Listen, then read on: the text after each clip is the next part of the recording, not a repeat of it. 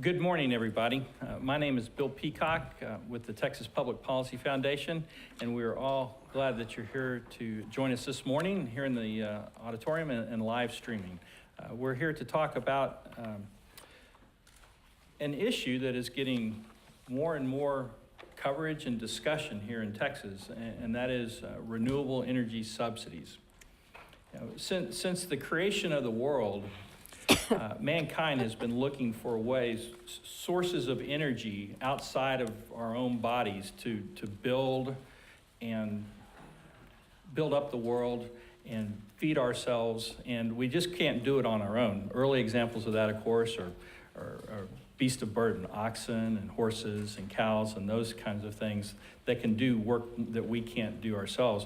But from almost the very beginning as well, renewable energy has been the main provider of energy. Wind and solar and water and biomass, otherwise known as wood, have powered the growth of our society and civilization, and have been the primary provider, as I said. The first change really in that came about in the 1200s when coal started coming on the grid, if you will, to keep people warm, particularly in England, right? And there was a big battle there. Consumers, the public, wanted coal because it was a lot cheaper and a lot more efficient than wood. Plus, the king wasn't letting them get to the wood very often in the king's woods. But there was the royalty didn't really care so much about the consumers. They wanted to burn biomass. They wanted to burn biomass rather than coal. And so they even outlawed coal at a time. And that battle has continued on until today. The first, oil and natural gas, coal, later nuclear, when they came online and proved, and we had the technology and the capital to make use of them, quickly surpassed renewable energies technology. A lot of times we hear that renewable energy just needs a chance to get caught up, but really it's oldest technology. The first wind turbine, if you will, windmill that tried to produce electricity was back in the late 1800s. There's just a problem out there that wind and solar in particular are just not efficient. And I've got a couple of slides here to make that case for us. Here, Texas had a very hot summer, and we again set a record for load electricity used here in Texas this past summer. And here's a graph of the load. That's the line across the top. The load or the demand for electricity, the amount of electricity we used, versus the amount of solar, which is the bottom line, and wind, which is the line in between a little bit. And you can see that when demand peaked, when we needed the most electricity, which is typically between about 4 and 6 o'clock in the afternoon on those July and August afternoons, wind was not at its lowest production, but it was pretty low. Of course, the sun is producing more solar power at that time, but it's very minuscule. So really, when we needed energy most, wind and solar aren't there to provide for us. And we see an example of that here. You can see the red is the amount of electricity that we provide from other sources besides wind. And the blue is the purple is what we use from wind. That pink area in the middle, that's the capacity of wind that didn't show up in those peak hours. Right? And you can see, again, there's an example why wind doesn't show up.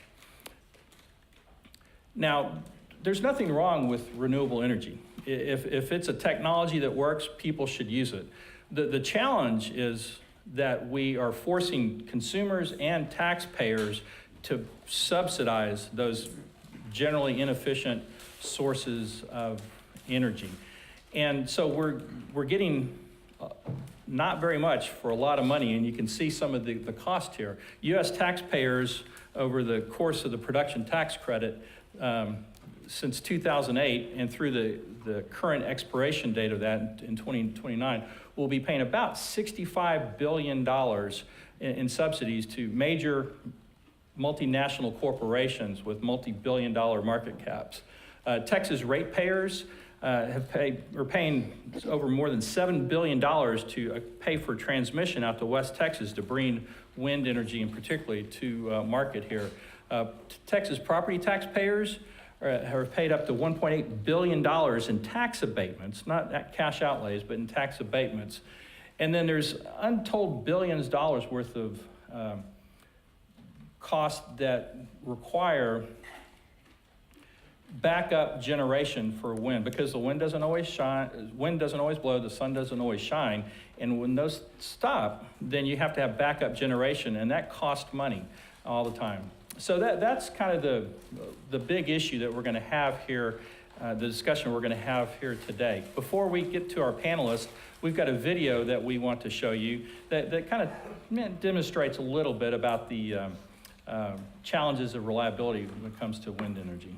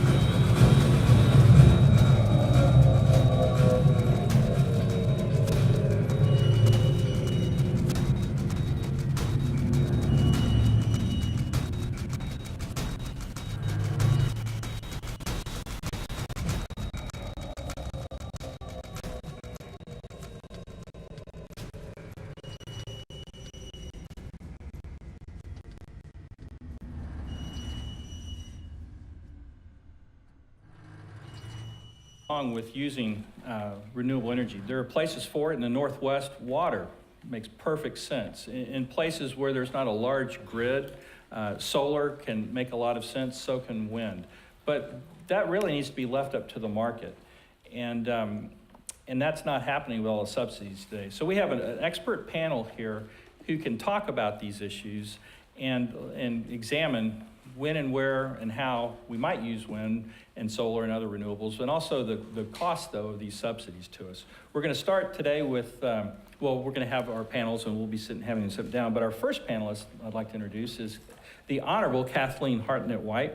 Kathleen joined the Texas Public Policy Foundation in 2008, is one of my co-workers, has been here, a co-worker with me during that time. Prior to joining the foundation, she was the chairman and the commissioner of the Texas Commission on Environmental Quality, which is Texas's EPA, if you will. It's the second largest environmental protection regulatory agency in the entire world. Her writing has appeared in publications across the country, including National Review, Investors Business Daily. She's testified before the U.S. Senate Environmental and Public Works Committee, and she's written her own book, which I have a copy of right here, and she does too. Fueling Freedom, Exposing the Mad War on Energy, co-written with Stephen Moore. So would you join me in welcoming Kathleen Hartnett-White? You're good. Our second speaker is Dr. Peter Hartley. Dr. Hartley is a Rice Scholar of Energy Economics at the Baker Institute at Rice University. He has worked on energy economics for 35 years, focusing on electricity, but also worked on natural gas and oil, coal, nuclear, and renewable energy. He's been published in many other areas as well, including money and banking, business cycles, and international finance. And he's received his PhD from the University of Chicago and was an assistant professor at economics at Princeton before coming to Rice, and has also held visiting appointments at Melbourne University, Australian National University, and the University of Western Australia. Please join me in welcoming Dr. Hartley.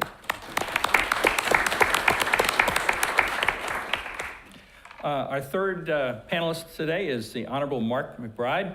Mark is a businessman and a community leader in Oklahoma who seeks to help people and get results both in his public and in his personal life. He was elected to the Oklahoma House of Representatives in 2012. In his first term, he served as the vice chair of the House Utility Environmental Regulation Committee and also on the House Judiciary Committee. He currently serves on the board of directors for the Center for Legislative Energy and Environmental Research and will be beginning his second term as the vice chairman of the House Energy Committee. Please join me in welcoming Mark. And our final panelist today is the Honorable Donna Campbell. Donna is a board certified emergency room physician and also a proud parent of 4 daughters. She lives in New Braunfels and represents Senate District 25 in the Texas Senate, which is a 6-county district, including parts of San Antonio and Austin, where we live here. Unfortunately, she's not my senator. Thank you for that. Sure. She currently serves as the chairman of the Senate Veteran Affairs and Border Security Committee. During the 85th legislation, she authored or sponsored over 109 pieces of legislation, 53 of those which made it to the governor's desk on their way to becoming law. And she also is a member of several committees, including Senate Finance and Business and Commerce, and truly a champion for liberty in the Texas legislature. So please join me in welcoming Donna Campbell. All right, so we're just going to have a conversational style, no presentations, but we have a lot of information to get out, so we're going to begin with that. So I'd like to begin asking you, Kathleen, just a question. So you've worked as a chairman for the TCQ here in Texas and at the foundation, and you've seen firsthand the debate over renewable energy and renewable energy subsidies, and here in Texas, but you've also done a lot of research around the world and seen these things on a global scale.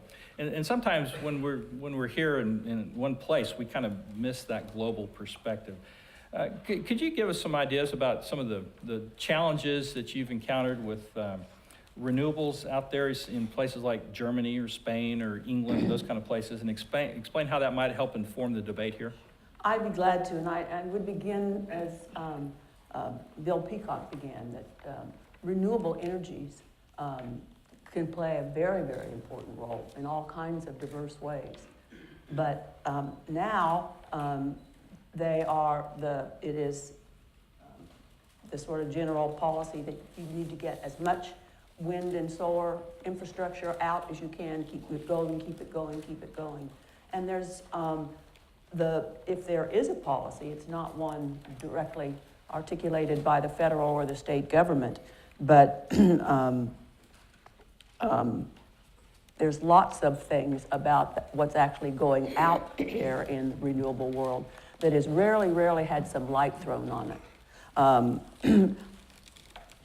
Germany and the UK, I've spent more time trying to stay in touch with what is going on in those two countries. They have, before the United States had any specific policy, which would be the case for us, whatever rule EPA decided to adopt, regardless of its questionable authority under anything called law. But just to jump to the chase, I think it's so important to look particularly at Europe and Australia as subject matter that can really inform us. They're farther ahead on very, very elaborate, bold, where the idea is not to just have a modest percentage of electricity generated by renewables, but at scale, at least in all our major cities and the metropolitan areas, and actually for the entire population of the state or this country. The things that concern me, things may have changed a little bit in the last year, but in Germany, you could read articles in one of their major periodicals called Der Spiegel, how electricity became a luxury good in Germany. And that was when retail electric rates in Germany were 2 to 3 times higher than they are here. You don't hear that discussed very much. I don't know about the people in this room, but I really don't think I could stay in my home if my electric bill was 3 times higher than it is now. It would just be beyond my means. The other thing that comes to light, and I think it's characteristic of the UK, Germany, and Australia, and maybe a few other countries, is that the more renewable infrastructure that is deployed, the more you have to have backup that is reliable, that can keep the grid integrated and working. And I won't go on because we're all going to talk about it, but those things are certainly lessons we can learn that you don't hear much discussion of. What also you don't hear very much about, and as a former environmental regulator, one which thinks conservative policy principles are actually a better way to protect the environment. There's lots of things you don't get. There's the amount of just, acres of land in this country it would take. We're already 40%, I believe, of the corn crop, I think, is already going to ethanol. But anyway, just the fingerprint, if you will, of the renewable universe is vast and very rarely admitted. Also, it seems so clean, these renewable facilities, but the amount, some energy economist has calculated the amount of steel and the amount of concrete needed to support one wind turbine, and it too is vast. I'm not going to use all kinds of numbers, but far more than, say, a power plant of comparable capacity, as well as, anyway.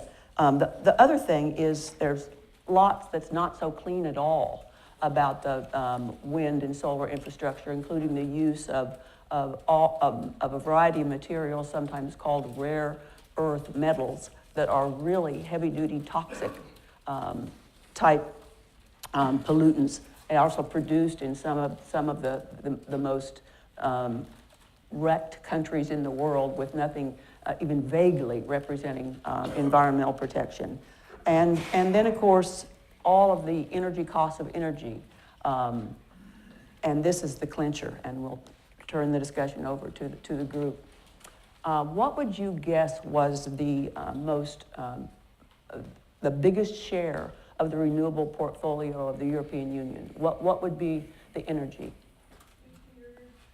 It's woody biomass, otherwise known as wood, and we, if you are not aware of this, we produce a substantial amount of the growing international trade in little wood pellets that are being used in power plants.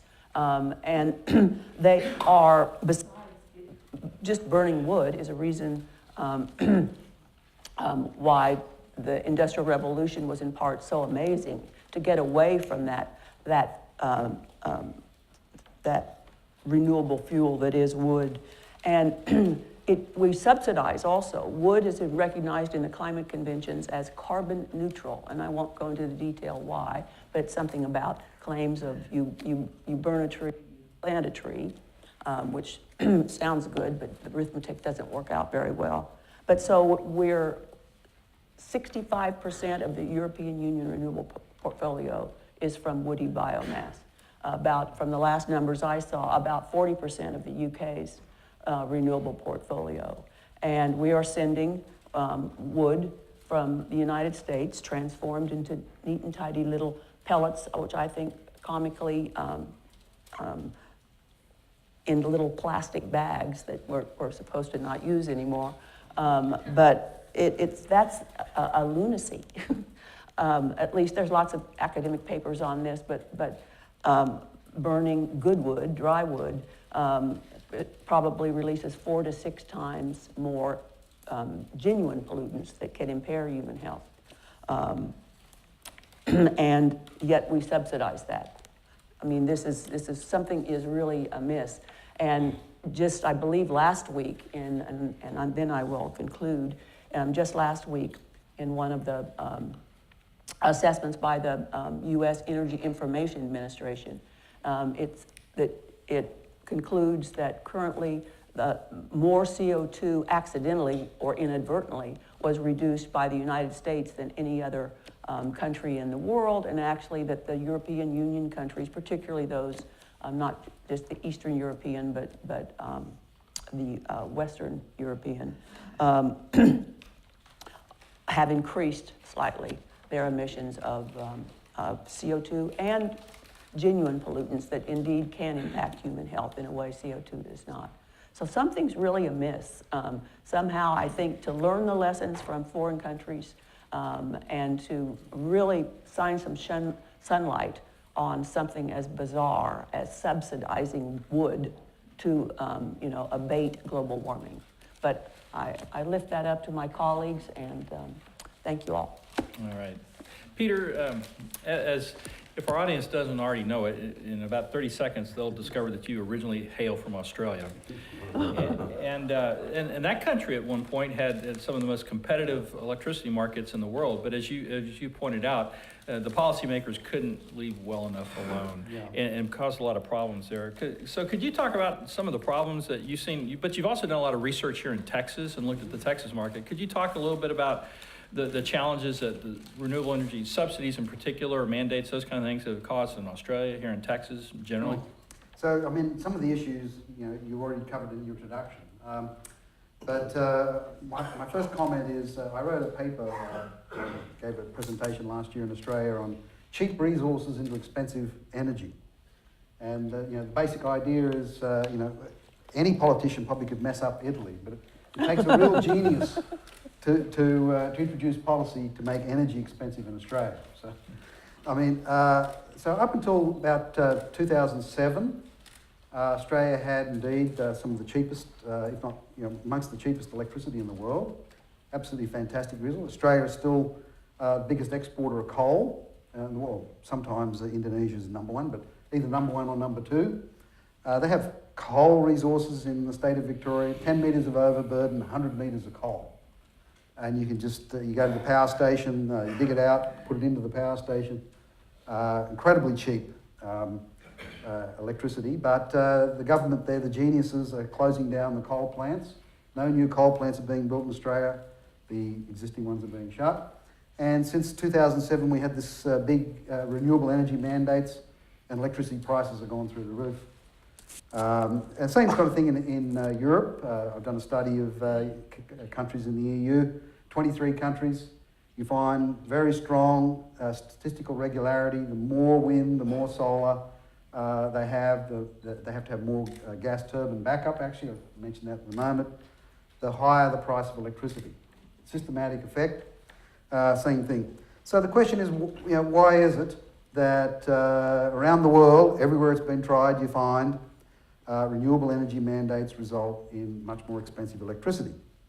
And the basic problem is that the system-wide effects that you've got to take into account, first of all. And as was mentioned, the renewable power is not what economists call, or engineers call, dispatchable. You've got to take the power when it's generated, and when you want the power, you can't order the wind to blow or the sun to shine. So you have to have backup capacity. So you are more or less doubling the capital that's required. And so that adds an enormous expense. You've got to have the capital for the renewable and for the backup. And then when the renewables are generating, they're taking revenue away from the backup capacity, which means that capital is used much less efficiently. So the costs go up for that reason as well. Another point is, that was mentioned with your wind stopping the turbine from spinning. The fact is that wind in particular is very intermittent. So the physics are that basically if the wind blows too strong, you've got to turn the wind generator off, otherwise it gets damaged. If the wind doesn't blow strong enough, you don't get any power from it. But over the range where it's mainly generating, the power production goes as the cube of the wind speed. So you change the wind speed from 10 metres a second to 11 metres per second. That's a 10% change in wind speed. Changes the power output by 30%, basically. So that's why you imagine, if you have the little propeller on a stick and you blow a little bit harder, and right? So you get much more power, much more production. So it's very highly variable And you have to have, that means it creates lots of problems. You're having to cope with that variability. You have to have alternative capacity ready to go, quick start capacity. In Australia, we had two famous examples in the state of South Australia over the last maybe 15 months, where the entire state went black twice. There they decided they wanted to lead the world in renewable energy. 40%. They want 40% from renewables. We had one episode where the wind blew too strong and all the wind generators went off the system, bang, like that. You couldn't control frequency. The interstate connectors were shut down to prevent from damage. Whole state went black. People were caught in elevators, people at home on medical assist devices, power cut off, all the traffic lights go out. I mean, the modern society relies, as your videos mentioned, tremendously on electricity. It is very, very expensive, very, very expensive to have the electricity disappear all of a sudden. The other episode, so that was one where the wind was blowing too strong. The other one was where the wind was not blowing strong enough. All of a sudden, wind dropped, the wind generators fell off the system, blackout. So this intermittency is a very significant problem.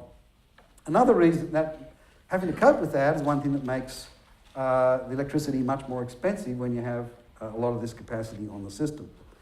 Another factor is that the capacity factor of these kind of generators is not that high.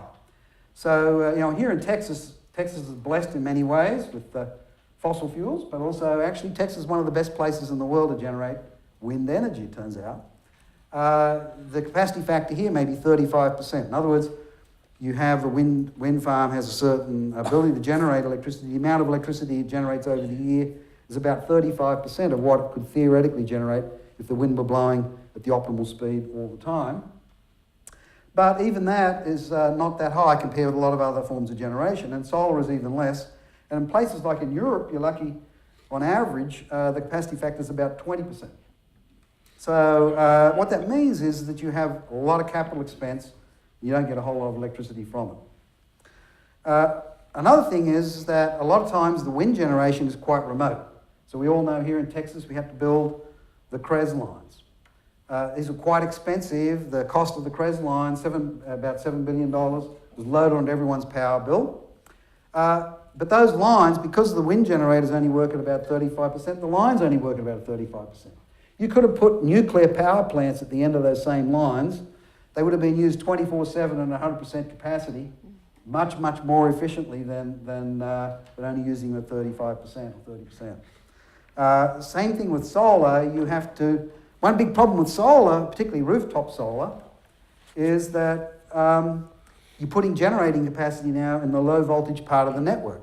Well, the whole network has been engineered to flow power from the high voltage part down to the low voltage part. If you start to put generation capacity in the low voltage part of the network, you have to re-engineer the network, which adds a lot to the network cost. So you've got long distance transmission lines, having to re-engineer the network to cope with solar. And the final thing, I guess I probably get saying too much, but one last thing I will say, if I can, is that another problem you have in a lot of these countries, and it's been a really big problem in Australia, is that it's sort of interesting you notice where's most of the solar being installed. It's being installed on rooftop. Why is that? And the reason basically is that the retail price of electricity reflects capital costs as well as operating costs. All a solar panel really does for you is save on operating costs. So when the sun's shining, you don't have to burn the gas or the coal or whatever. But the retail price, a big part of it is the capital cost of running the network and so on. So every hour that you're not taking power from the system, you're avoiding fixed costs. But in reality, from the point of view of the system as a whole, those fixed costs still have to be incurred. So there is an implicit subsidy. It's not just all the explicit subsidies we're talking about. There's actually also an enormous implicit subsidy to solar power that's built into the way we price electricity. I can explain that in more detail later. I won't want to monopolise the floor. Maybe we want to come back to that. So I'll give someone else a go. Great, okay. We'll step back from Europe and Australia and come back a little closer to home, just across the Red River. Mark, y'all are having a debate very similar to what we're having down here in Texas, just about the cost that renewable energy imposes on consumers and taxpayers, and you've done a lot of work on that. Could you give us a little bit of background about how that debate is shaping up in Oklahoma and what you've discovered in your research and efforts? Well, you bet. First off, let's clarify, I'm not an expert or am I published. So I was at an awards deal at Oklahoma State University here a while back, and I was sitting with a few professors at this table, and they asked me, Dr. McBride, what's your expertise or what's your degree in? And I told them, I said, well, cowboy medicine and shovel. But, this whole issue with renewable energy, I think, is a common sense issue. It's an add and subtract issue. It's really easy to look at, for me, for what it's costing Oklahoma. When you look at the jobs that they produce, I mean, just last week, the Department of Commerce gave me a number of 179 retained jobs and 45 lobbyists. So oil and gas, the only comparison I really have to use in Oklahoma is oil and gas, where they have 148,000 full-time jobs, direct jobs.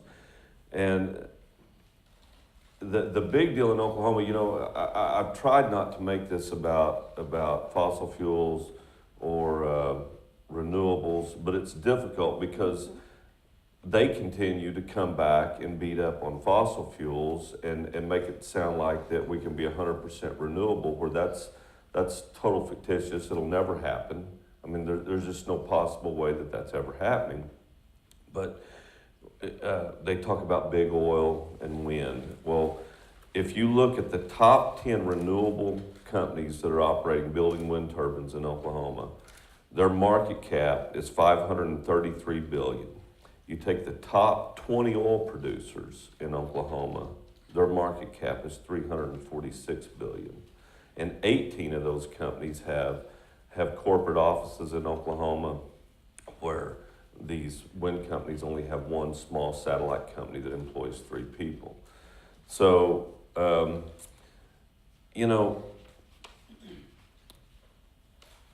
the taxes that are paid, oil and gas pays about $1.3 billion in taxes a year in Oklahoma, where at the end of the day, after you take away their subsidies, their ad valorem reimbursements and everything, wind only pays like $7.6 million a year in taxes.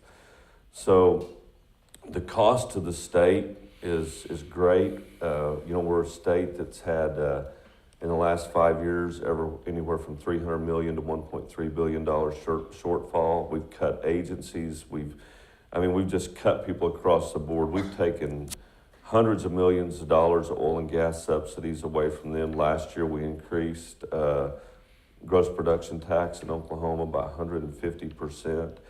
And in all of that, renewable energy has never come to the table and agreed for a similar type gross production tax. My deal, I was pushing $1 a megawatt hour, which equals about 30 million, maybe $40 million. They weren't willing to do that. We wanted to do away with the refundability that costs us about $80 million a year. Over the next 9 years, they wouldn't, they fought that.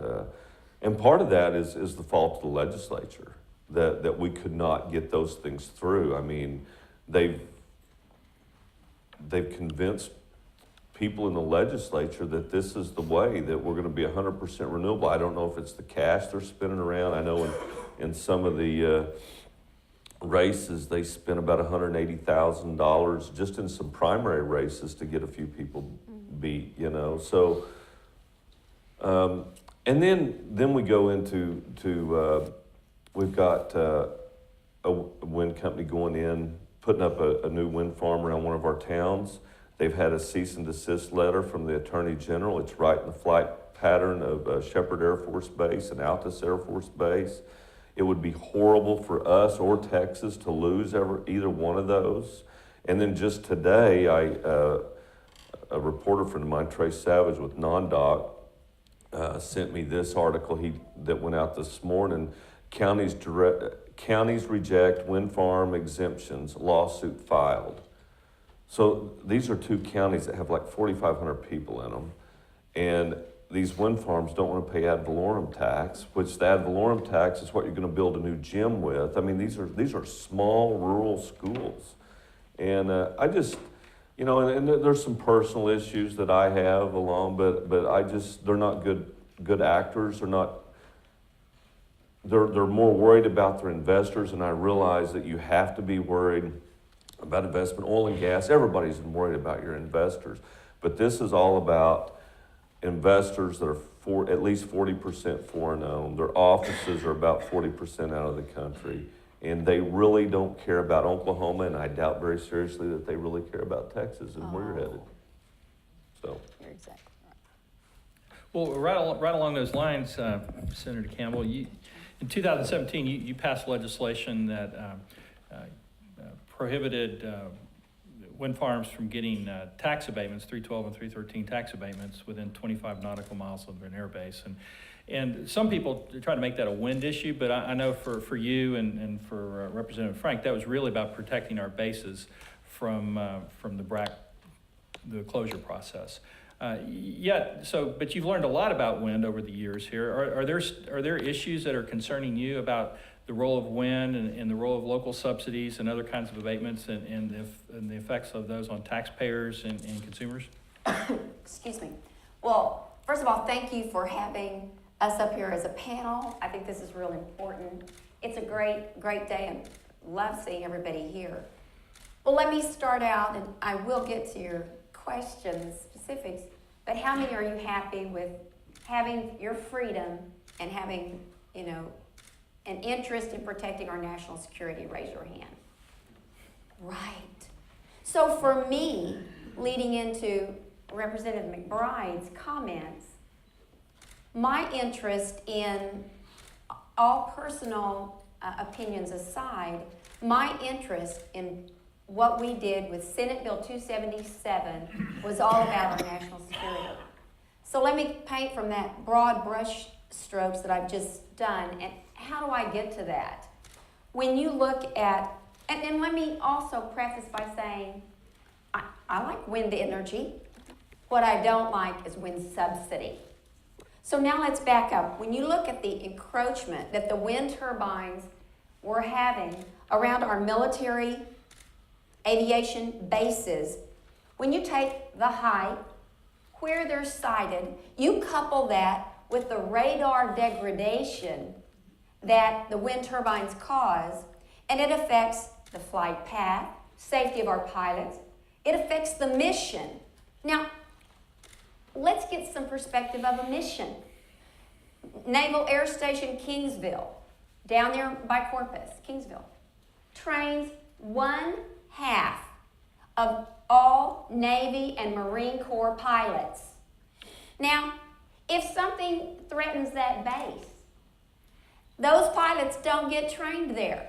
If their mission is cut by half, those missions have to be taken elsewhere. Mississippi, not Texas. Now hold that thought as I just jump to the economy. Our military installations provide $140 billion to our economy, 900,000 both direct and indirect jobs. So first of all, do we want to lose any part of our military installations?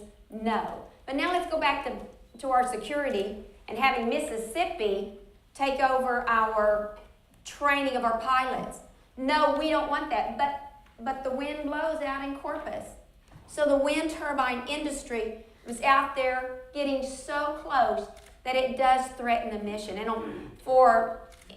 as Bill was saying, with BRAC, our base realignment, trying to figure out something else to do with our bases, and closure, which the Department of Defense is responsible for taking a look at. Do we still need all these bases? We don't need anything threatening our missions. And anybody who says, well, I've been in the military and we didn't see a threat, let me tell you, you can check with any base commander on an aviation base and they will tell you it is a real threat. So what it took for us, we couldn't wait on the federal government. And what it took for us to do was have Senate Bill 277 come through and just say, hey, You can put your wind farm there. Didn't like that option. I didn't. But we're going to take away your subsidy. Now, some of them have stopped coming, right? And so the encroachment hopefully has stopped. But I must say, there is a foreign company that's looking to put one in thinking, well, they don't care about the state subsidy. They'll just take the federal subsidy. So this is more than just a state problem. This is a nationwide problem. But at least what we were able to do was take that abatement, that 313 abatement, and for 25 nautical miles, able to just say, no, not in our backyard, right? So that's what that bill was about. Going forward, again, wind energy is fine. It is not reliable. Yeah, it's renewable, but it's not reliable.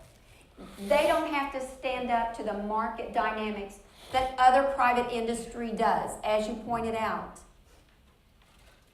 So the subsidies for wind energy need to be withdrawn and allow them to stand on their own with the market forces that everybody else has to stand on. I think that probably answers it. If not, and if you can't tell, I'm very protective of our bases, as I'm sure everybody here would be. Following up on that question for anybody on the panel, a lot of times we hear from renewable energy companies or supporters of renewable energy that, well, you're talking about renewable energy subsidies, but what about subsidies for everybody else, for oil and gas and for other people? And at the foundation, our answer is well, we're opposed to all subsidies. We don't want any of that at all. Do y'all have any thoughts about the, in the Texas legislature on subsidies for all, Oklahoma? Mark, you've done some studies up there. I mean, is it really true that other industries are getting more subsidies than renewable? Not in Oklahoma. Renewable they get the largest subsidies in the state. I agree. I'm not totally against subsidies. I think there needs to be a sunset. We could do some things, but the sunset needs to be pretty quick. A business model, if you can't make it in 3 or 5 years, you just need to shut the doors and go down the road. That's what your banker would tell you.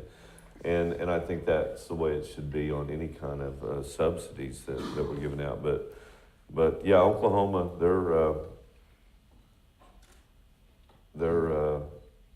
they'd like more. Solar last year, they were trying to do some solar stuff, and some state subsidies, and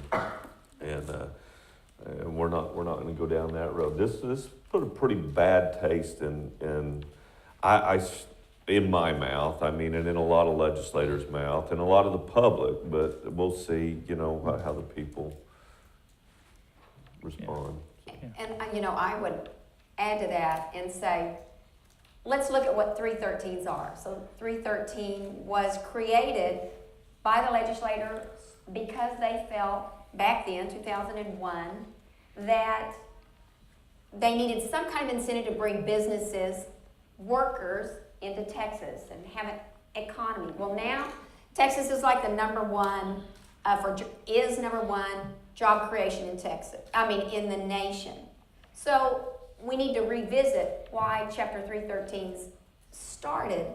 And when you look at it, not only is wind energy not reliable, they get their 313s, they get their abatements, and they're not job creators. The purpose, out in the rural counties, I think they were at least supposed to create 8 to 10 jobs. Well, they don't. Yep. The manufacturing companies come here. They have over 90% of the jobs created by these abatements. Wind energy, 50% of the projects that abatements are assigned to create less than 10% of the jobs. Wind energy the wind farms have 50% of the projects, create 10% of the jobs. Manufacturing creates 90% of the jobs. So they are not job creators. So why are we giving a job creation abatement to a non-job creating industry.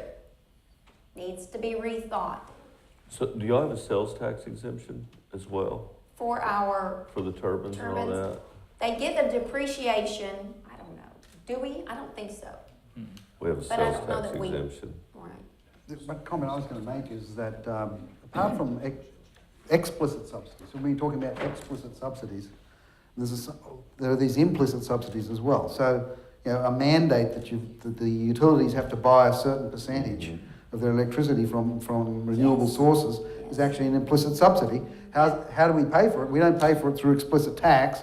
All the consumers of electricity pay for it because the price of electricity has to be higher in order to pay for you know, the renewable, whatever's counted as renewable, varies state by state.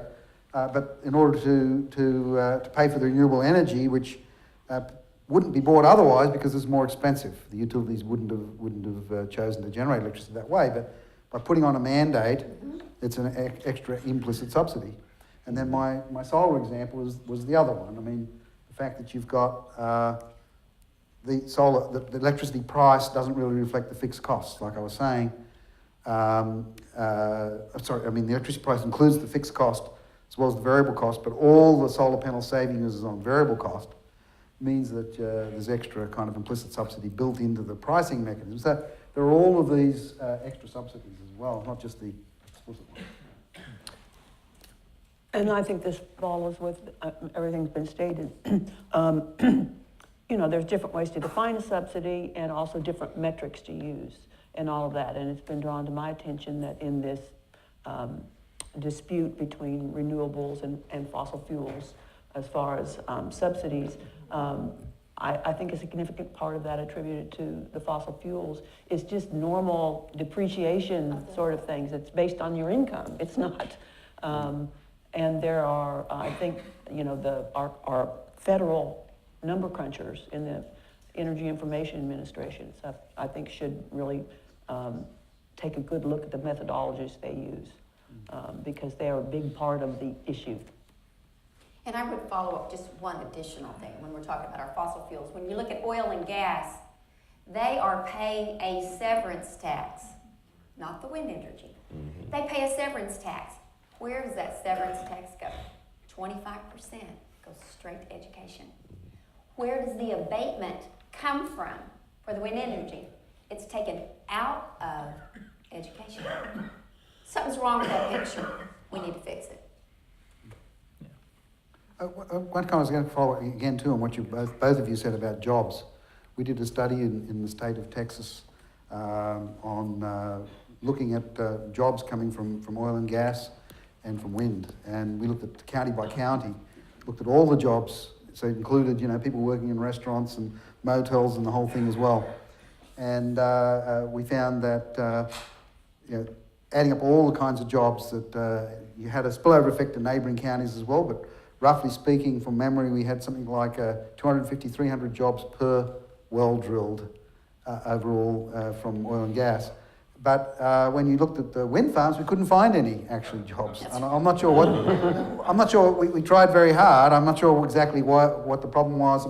One hypothesis is that you know, if you drive up the cost of electricity or something like that, it may actually drive other jobs away. So I mean, obviously, it takes people to install a wind farm. So we should have found some jobs, but statistically speaking, we couldn't find any employment impact effects at all. And yet they get a waiver. The wind farms can get a waiver for, because there's a condition to get your abatement that you've got to create X number of jobs, say 10. But if they don't have that many jobs they're going to create, they can actually get a waiver so they don't have to do it. So why are they getting the abatement?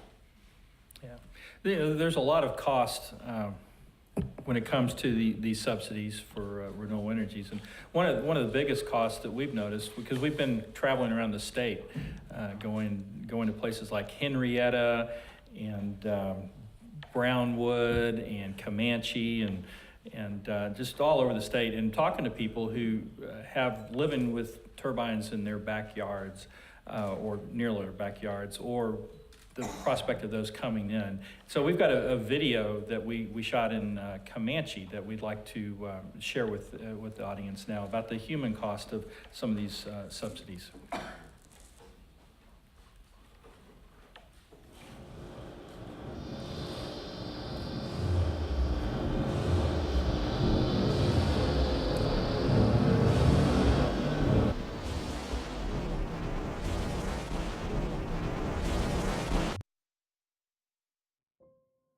Some people I've heard describe it as an airplane or jet plane that never lands.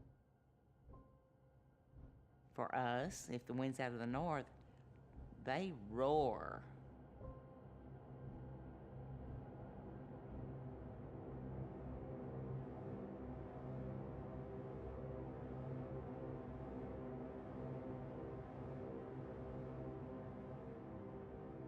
That's something that you go to the country for. A lot of people in the city go to the country for that. And that's something we've enjoyed living in the country is it's peaceful, it's quiet, it's serene. It's no longer like that here. The wind was horrible, and it sounded like one of them was making even a different noise than normal. It was squealing. It was just horrific. I'm here by myself for a while, and I sat there and I just screamed. You know, you've got the window blinds shut, you've got the curtains pulled too, and it's just nonstop. At night is especially can be really hard when you try to go to sleep at night and you hear the roar of the wind turbines. They reflect off our windshields, off my garage door, my fireplace screen, which is in the middle of a interior wall. We can't eat on either side of the bar or the table without seeing spinning blades or blinking red lights, depending on the time of day. I see these advertisements on television and they have windmills in the background and people think, oh, they're so pretty. Well, they're not pretty to us when we're surrounded by them. I'm exhausted. We stay that way. You don't rest good at night. You work hard during the day, and that's strictly because of the turbines. If we knew how much money they were making, maybe we could understand a little bit about why it's so important to them. There are two things on subsidies, and one is the production tax credit. The other subsidy is the local school districts and local government, county and hospital districts give tax relief the first few years. My hope is that all of the subsidies are gone, because if the subsidies go away, these will not be profitable and the wind turbines will go away. They're not making money off the electricity, they're making money off of what the government is giving them.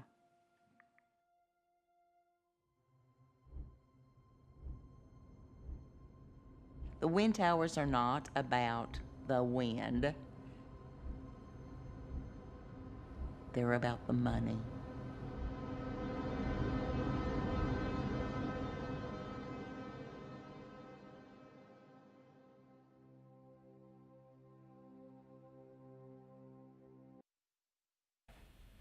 You know, there are two things that really stand out for me as we've worked on this issue and gone out to talk to these folks. One is the clarity you get on issues of public policy once you get outside of places like Austin and Oklahoma City and Washington, D.C. I mean, it becomes, you know, it gets very convoluted here because people want to make it that way. But you get out and talk to folks like this, the impact of what goes on in a lot of places, it becomes a lot more clear.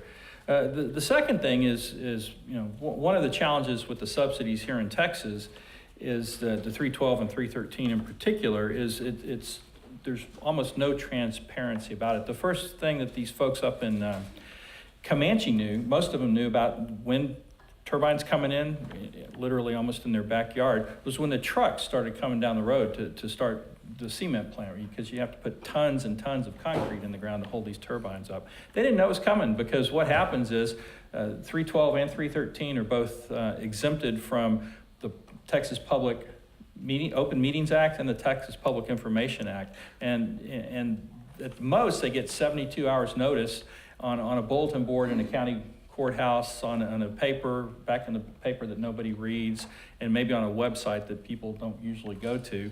And then there's a vote 72 hours later, and it's too late for folks to do anything about it. So that's one thing we'll be focusing on here at the foundation in the coming legislative session. All that being said, now we've got some time for a Q&A from the audience. We've got a microphone right over here. So if somebody, I saw a hand over here somewhere. Yes, if you'd like to ask a question. Yeah, one of the issues with whenever you bring up renewables has to do with the counter is always fossil fuel, okay? Well, about 40 or 50 years ago, and I don't know where I read it, it was either the back of Oil and Gas or something like that. There was two schools of thought having to do with fossil fuel, okay, or fuels, okay, that the Soviets had. One was that it was like the Western concept, it was a bunch of old dead stuff that rotted. That was oil and gas, that's fossil fuel, okay. The other was it's a natural process of Earth, which is called the abatement hypothesis. Anderson, many years ago, who was head of Atlantic Richfield, believed that it was a natural process of Earth. Okay. My question is, why is it called fossil fuel?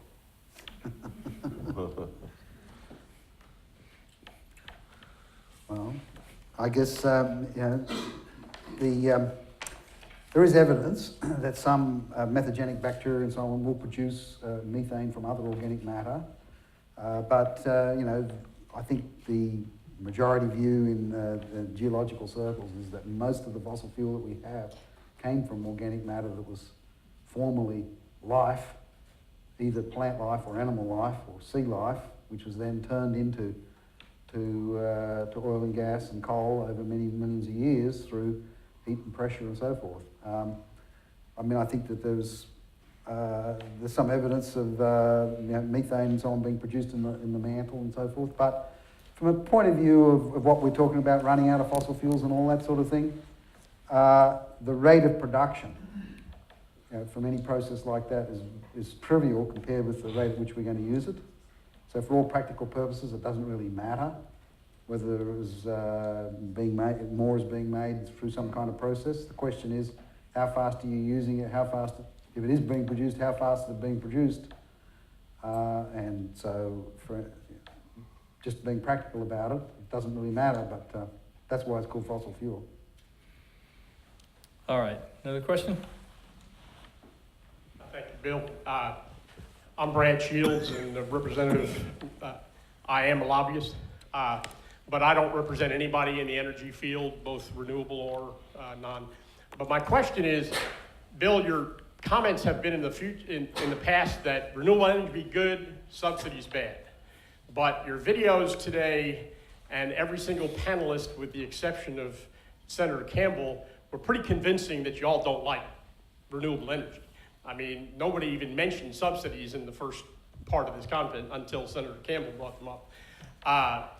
So if the point is that you're opposed to subsidies, and as your point was, you're opposed to all subsidies, will the TPPF be opposed to the renewing of the Chapter 313 agreements next session, or just some of the 313 agreements? Thank you, Brad. We've been working on 313 and 312 and lots of other subsidies for a long time here at the foundation. Otherwise known as corporate welfare is the term that we use, and the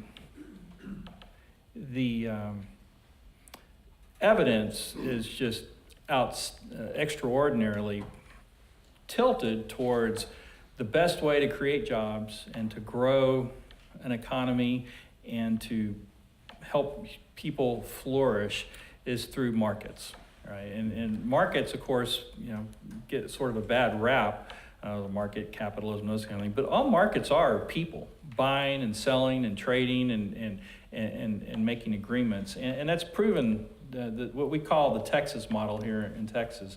Texas has really, since we, Texas really took off after 2003 when the country was going through some significant severe crisis, and a lot of states decided they were having budget deficits and they all raised taxes. Texas didn't, right? We held the line and we kept it, and then all of a sudden Texas recovered and hasn't looked back since because we've held the fiscal line. So that's the way to do it. In the foundation, we've put out lots of information on this. We've got a guide to corporate welfare, and in all those situations, we stand against any type of corporate welfare. We want markets to happen, and that includes 312 and 313. Can I just clarify too? I mean, I wasn't saying I was negative on renewable energy. The point of my comments was to say, why is it around the world where you have mandated and subsidised renewable energy, it ends up driving up electricity prices? I was just trying to explain why that's the case. It was a factual kind of analysis that I was trying to give you, and it's a fact. Wherever these mandates and so on have been put in, the price of electricity has been driven up, and there's a good reason. I was trying to explain there are a number of very cogent reasons why that's the case. Yeah, okay. I'd like to hear a comment on electric vehicles. If we get a significant portion of the market, either through mandate or otherwise, is electric vehicles, and we have more and more states do what California did the other day, where they're requiring 60%, I think it is, by 2030, and 100% by 60 of their electricity being all renewables. We're headed towards a major catastrophe, both in electric cost and electric grid reliability. I'll just say one thing about that. I'm not voting for anything that mandates you have to have an electric car. Mm-hmm. One comment I would make is, so I just came back from Western Australia, where there's a big boom on, where all the major mining companies are all running over Australia looking for deposits of lithium, nickel, cobalt, and so forth, all the metals that go into batteries. They think it's going to be a fantastic bonanza for them, but if it's going to be a fantastic bonanza for them, guess what that means? It means the price of all those materials are going to go through the roof. These aren't going to be very cheap. I mean, the implicit assumption here is that you could massively expand the number of batteries. Where's all the material going to come from to make all of those batteries? And you're talking about a fantastic increase in the amount of nickel, cobalt, and so forth that you would need. This is totally unrealistic, I'm afraid. Just to add to your comment, it's sometimes, and I think I mentioned that in my comments, but to get a hold of scale. Yeah. Something that can, quite viable in a smaller size. Energy analyst, I respect very much, Mark Mills, I bet you know him, calculated if you took the entire electricity produced by one gigafactory, which is huge. He says he's going to build them even bigger and bigger. But just take that. For how long would that meet the total demand? And it was 5 minutes. For total, I mean, it's kind of an odd metric, but total electric demand would be met by 5 minutes. I mean, that's the scale issue. Right. Related to that is, people don't realise, we've had now a number of decades of mandates and subsidies for renewable energy. The percentage of the world's primary energy supply that comes from wind and solar is still less than 4%. Despite all of the massive subsidies and so on, mandates and so on, it's minuscule. You draw a graph of the world's energy use, there's a little tiny sliver at the top, which is coming from wind and solar, despite all of these massive efforts of Western governments to promote these energy sources. And we might, not be terrified if our electric bills went up a little bit. But there's about 7.6 billion human beings on the planet. I think that's the population. Overwhelming majority, we're 320-some million. in this country. There's the majority of humanity does not have access to, you know, current energies, electricity, basic electricity, Right. which is absolutely necessary. And, you know, in the 20th century, we had the agricultural revolution and successfully increased agricultural productivity so that it could, in fact, meet the demand of a population then thought that would enter famine. But I think there's, to me, a very compelling ethic that should be part of all these discussions about renewables and fossil fuels and all I those think things. it's a very, if you want to say something about ethics, billions of people don't have access to electricity. Electricity is really the essence of modern lifestyle. These people want to get access to modern energy sources. They want to get the cheapest available energy source. And who are we to deny these people the right to develop economically? I mean, I think it's a really compelling ethical argument.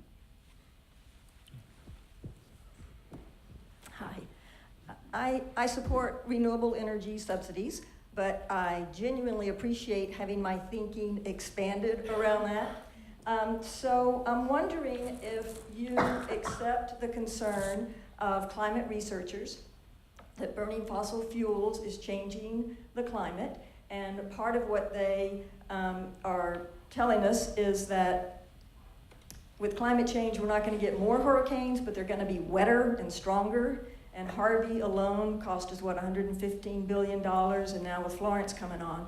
So I say that as a way of suggesting that those are some more implicit subsidies to fossil fuel companies. But I'd love to hear you thinking about that. Thank you. You were talking about that earlier. Yeah,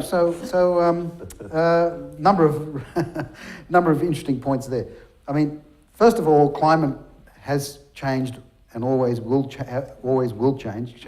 Climate changes all the time. I mean, it's only about 12,000 years ago we had the ice ages, right? Last ice age. So the really significant question is, so there's what we'd call natural climate change, and then there are influences that people have on climate change. The really critical question is how much is natural and how much is human influenced. And that is you know, a very difficult question to answer. I don't think it's correct to say that there's any really scientific consensus on what proportion of climate change is natural versus what proportion is human influenced. And in terms of sort of extreme weather events and so forth, if you actually look at the evidence, there is no evidence to date that anything we've experienced in any country is outside the range of natural climate variation. It's not a fact to say that hurricanes have gotten worse in the United States. It's not a fact to say tornadoes have got worse. It's just not true if you actually look at the evidence. A lot of what you see and people talking about the effects of climate change comes from climate models. It's forecasts. It's not based on actual observation of data of what's occurred. It's based on forecasts from models. And there's very strong evidence that the forecasts from the models they're overestimating the degree of warming from carbon dioxide emissions, at least by a factor of 2. There's only one model, turns out, climate model that's tracked the actual data on temperature measurements, which is turns out it's the Russian model. If you look at the Russian model, its projections, the business as usual emission of carbon dioxide from burning fossil fuels will not have any measurable impact on our temperatures. It'll be fractions of a degree. So I think you know, the certainty surrounding this issue has been way oversold. And what I would say is, you know, we should just sort of take a few breaths and so forth, and let's wait for a bit more evidence to come in before we go down the road of spending a whole bunch of resources on this issue. And I would add, and I think I'm just repeating myself from my first comments, according to the federal number crunchers, the U.S. is reducing CO2 emissions and the carbon intensity of our economy more than any other nation, like UK, like Australia, like Germany, who have major, you know, mandates to do so. We're doing something right, and that we, the United States, our economy has always been gifted with efficiency. Well, it's also it's a market at work, Yeah. actually. It's natural gas displacing Right. coal. but, Yeah, it turns out that markets are good not just for building an economy and helping humans flourish, but it's good for implementing environmental policy too. Because, I mean, clearly over the years, people have been concerned about CO2 emissions, and the market has responded to that in the United States without any regulations on the way, unlike the countries that do have regulations that aren't producing. Thank you. Well, I'm Rusty Wallace. I'm a director with Devil's River Conservancy and owner-operator of Frontier Development. And I've got a kind of a two-part question I'd like to ask Senator Campbell, if you could. One of my concerns is why, a few moments ago, you said the producers of wind farm electricity, why are they exempt from the normal public notice requirements or the 72 hours? How did that get written into the legislation? Or I think that's a great question. I wrote it down because I think it needs to be addressed. I think there needs to be open meetings about it. I didn't know till this, so I've learned from here. I don't understand why. It happened before I was in, and I think it needs to be addressed. I don't understand why either. Okay, well, that being said, you mentioned some zoning of the bases, 25-mile barriers. Why couldn't we, and we know the impacts, obviously y'all do on the panel, why couldn't the legislature, knowing the impacts, I'm not saying whether I'm pro or anti-subsidy or renewable energy, but knowing the impacts, why not establish a zoning method for the state of Texas to save some of these places that are energy conscious or job creators, or even some of the last great places that our state has, such as in the wilderness areas of the Devil's River Basin being one that's suffering the consequences right now, the encroachment of wind farms around the state's last, what I call pristine river, and that drainage. Is there a way to do that? And isn't this argument more about greenhouse gases versus clean energy and what we as a nation, state, or individual are willing to pull out of our pocket and invest? I mean, to me, that's what this is all about. Well, let me answer the question that I think you're asking me, and that is, can we as a state just say, you can't put them here, you can put them here, kind of a thing? Yeah, I'm a Zone where you can put them. Is that right? Zoning. Okay. Well, first of all, it was very, very difficult to get past 25 nautical miles, that you can't have a wind turbine within 25 nautical miles. That was very hard, and that's looking at protecting our bases, protecting the mission of our aviation bases. So that was very hard. That industry has very strong lobby, and that the way they are so persuasive, and sometimes I think I've got all, that I wish I could just pass something with my one vote. But it takes a majority. I mean, it takes the numbers. And what I think is good policy, I've got to have in the Senate right now, most certainly 19 of us have to agree on that. So a couple of things. One, no, don't think that's going to happen. I don't think that a bill can go forward. Now, there may be some tweaking that can be done, like X number of miles around a natural, one of our parks, something like that. But you run into the will of the people meaning private property owners. You run into issues of, well, that's your private property, but it's affecting me on this side of the fence. Those are hard issues to address. I mean, if it's not a wind farm, it's a quarry. I live on top of rock, and I live next to a quarry. I realize I'm just chasing a rabbit, and I'm going to get off of this. But the point is, it's private property, and they can do what legally says they can do. We can't go in and we don't want to zone the whole state and have a county be able to zone. We need freedom out there. People need their liberties, and you don't want to pass legislation that takes away people's liberties, but you sure don't want to promote legislation that gives a subsidy or an advantage to a company that doesn't in turn help the majority of the people. Did I answer your question? Fairly well. Thank you. Actually, I have a question on this, raising this point about, well, I mean, I don't know, this is more or less like a question that I have, but something that really concerned me, I've been a bird watcher from a long time when I was a kid, and something that really concerned me about talk of putting wind turbines along the Texas coast is, you're in the flight path for migratory birds. You have all these birds flying back across the Gulf of Mexico.